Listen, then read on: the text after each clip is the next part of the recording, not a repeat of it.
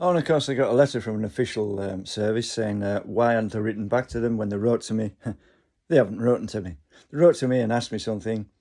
I just didn't have time. I forgot where the letter went because obviously I'm really busy and people mix things up, I think. It's mixed me up and I've lost it and I didn't write back. So they said they wrote to me on the 30th of August. I haven't received the letter. So I didn't write back, obviously, because I never received the letter.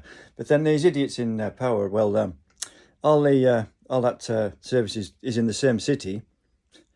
Not in this country, though. So they know where the letters are coming from. They're in brown envelopes. They know what they are. And if they don't want you to receive them, the post office can omit them from your delivery so that you can't get benefits and stuff because they think you're a lazy twat. Well, I've had 21 jobs since the age of 13 in 1979. If you include my paper round, I did all 4 rounds on the milk round, did a round while I was at college, and then I got the driver's job, driving the van and delivering the milk. And other than that, well, stacked 150 tonnes of sacks a week because I enjoyed it. And then I was a storeman. We got a wanker of a manager after 6 months, and I just resigned because he was a total twat. There must have been 16 of him anyway, and he's a fucking lunatic. The first time I met him, he just stood glaring at me at the counter for about 2 minutes for no reason, staring straight into my eyes, like it made Hitler sort of look like something from kindergarten, play school.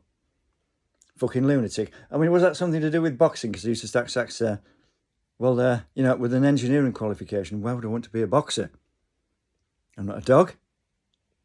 And why boxer dogs look like that? Because they chase parked cars. Anyway, it's ridiculous. I mean, I forgot what I was talking about because, well, I had to eat today. Breakfast. Food. I've got to get some more sometime. But obviously, I won't go in the car because I haven't got a driving licence. And there's no fucking dashboard in it because there's a voltage problem at the fuel pump and I've taken it all to bits to investigate. And obviously, I've lost the key, but it wouldn't start with the right key. So I probably won't start with the wrong key.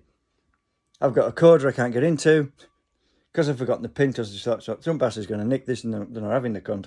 It's a cheap one, but probably don't fucking work. And anyway. Well, I only have a national in vehicle engineering, so I think I know what I'm doing. But that ended in '88, so they didn't have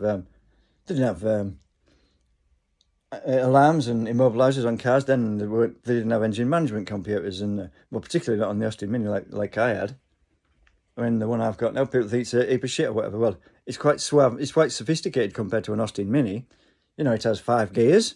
What else has it got? Anti-lock brakes, electric windows. What else is there? There's quite a few things that they didn't have on Austin Minis on most of them.